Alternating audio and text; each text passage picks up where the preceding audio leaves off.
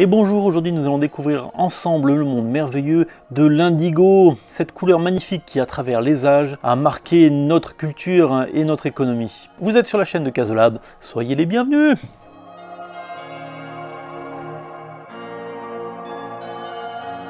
Je commence cette série de vidéos sous la forme d'un blog avec comme point de départ la culture de plantes à indigo dans mon jardin, et j'espère qu'à la fin de ce processus j'arriverai à monter une cuve indigo qui me permettra de teindre du tissu. Étant donné que ces vidéos vont être tournées sur une période de temps assez longue, de plusieurs mois voire d'une ou deux années, je préfère le faire sous forme de vlog plutôt qu'un tutoriel. Bref, l'indigo est connu dans à peu près tous les continents du globe, et l'indigo fait appel à différents types de plantes, pas seulement des indigotiers, mais suivant les régions, des plantes différentes. En Europe, nous avons le pastel ou la guède, qui est appelé aussi Isatis tinctoria, et donc c'est avec ce pastel que je vais m'atteler dans ces vidéos à faire de l'indigo. On a plusieurs méthodes disponibles pour transformer le pastel en indigo, de l'utilisation des feuilles fraîches en cuve directement, ou avec des méthodes plus complexes et qui demandent plus de temps. Et évidemment, je vais utiliser la méthode la plus compliquée, pourquoi pas. Donc je vous préviens que je ne maîtrise pas du tout cette technique. Je vais quand même la tester en live en quelque sorte, avec des renseignements que je prendrai au fur et à mesure des vidéos, évidemment. Donc le résultat n'est pas défini à l'avance, ça risque même d'être une catastrophe, donc on va voir après ensemble comment ça va se passer. Donc évidemment, tous les conseils seront les bienvenus. Vous pouvez laisser un commentaire pour donner des références de lecture ou même votre propre expérience si vous en avez et que vous voulez la partager. Je vous remercie par avance. Et avant, nous allons jeter un petit coup d'œil au jardin, mes plantations de pastels. Alors vous allez voir, c'est un peu la catastrophe parce que c'est la première fois que je le fais. Je suis pas un super as de jardinage, mais on va aller jeter un œil pour voir à quoi ça ressemble. Allez, allons-y. Voici les quelques plantes pastels que j'ai réussi à faire pousser dans mon jardin. Alors il y en a 3 que j'ai mis en pot pour essayer de les garder en vie pour qu'ils donnent des graines l'année prochaine. On verra si ça réussit. Donc voilà. Hop. Je vais finir de les ramasser quelques feuilles. Et après on va continuer à l'atelier. Après être allé voir mes plantes pastels dans le jardin, donc j'ai pu quand même ramasser avec ces quelques plants 1 kg de feuilles de tout l'été. Alors je les ai mis au congélateur pour les conserver fraîches. Et la méthode que je vais utiliser dans cette série de vlogs, c'est celle qui a fait les grandes heures du pays de Cocagne. Alors dans un premier temps, je vais broyer ces feuilles fraîches de pastel dans mon pilon pour en faire une espèce de bouillie. Après, je vais en former des grosses boulettes de la taille à peu près d'une balle de tennis. Et ces boulettes s'appellent des cocagnes. Et voilà, d'où le nom du pays de Cocagne qui a fait cette méthode-là. Et donc en avant, on va tout broyer. Approchez-vous. Donc voilà, je vais tout broyer dedans mon marteau pilon.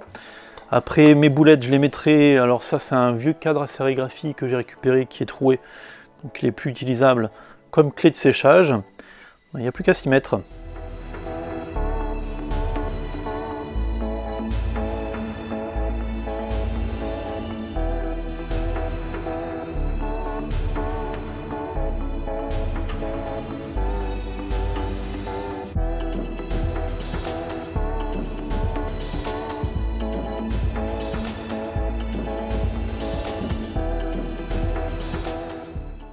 Bon, on va se revoir dans un petit moment. Dès que j'ai tout écrasé, ça va prendre un peu de temps. Allez, à tout de suite.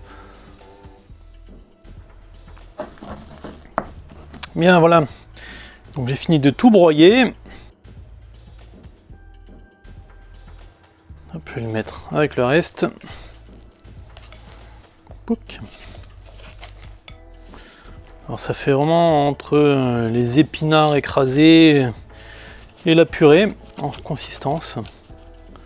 Bon, c'est pas complètement écrasé, hein. Les feuilles sont toujours là. Hop.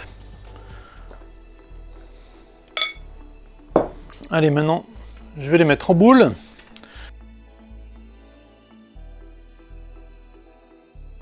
Voilà, des grosses boules comme ça.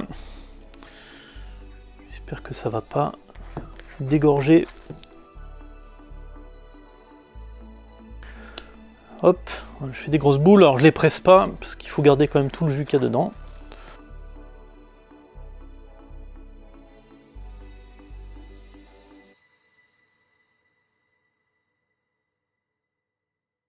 Alors maintenant, il n'y a plus qu'à attendre que ça sèche.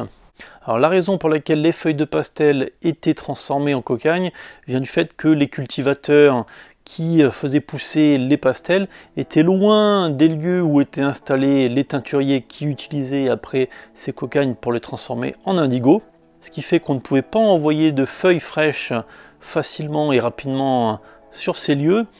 Donc elles étaient transformées sur place en cocagne séchées pour être après transportées et envoyées sur toute la France, voire même de toute l'Europe. Pour aller un peu plus loin, je développerai comment on obtient de l'indigo dans une prochaine vidéo, car il y a tout un processus biochimique qui se met en œuvre pour transformer en fait les molécules qu'on appelle des précurseurs qui sont dans les feuilles de pastel et qui, grâce à ce processus biochimique, va permettre à ce précurseur de se transformer après en indigo. Alors des recherches récentes ont aussi montré que les cocagnes permettaient aussi de transformer et de commencer cette transformation en modifiant en fait ces précurseurs pour après plus facilement obtenir de l'indigo. Mais ça sera pour les prochaines vidéos. Et donc pour préparer cette vidéo et cette expérimentation, je me suis aidé du livre de Dominique Cardon, Le monde des teintures naturelles, aux éditions Belin. Alors c'est vraiment une mine d'informations exceptionnelle et ça m'aide vraiment beaucoup pour cette expérimentation. Alors n'oubliez pas que si vous voulez m'aider avec des infos ou si vous avez des livres à conseiller pour avancer dans ce projet, mettez-moi un commentaire pour me le dire. Et c'est ainsi que s'achève cette vidéo, j'espère qu'elle vous a plu. N'oubliez pas de vous abonner, de mettre la cloche de notification pour être prévenu des prochaines vidéos mises en ligne. Évidemment, vous pouvez mettre un pouce bleu et aussi un petit commentaire, ça fait toujours plaisir. Et même si vous avez une question, n'hésitez pas à le demander. Vous pouvez aussi passer sur notre compte Instagram @casolab. Passez une bonne soirée, une bonne journée et à très bientôt.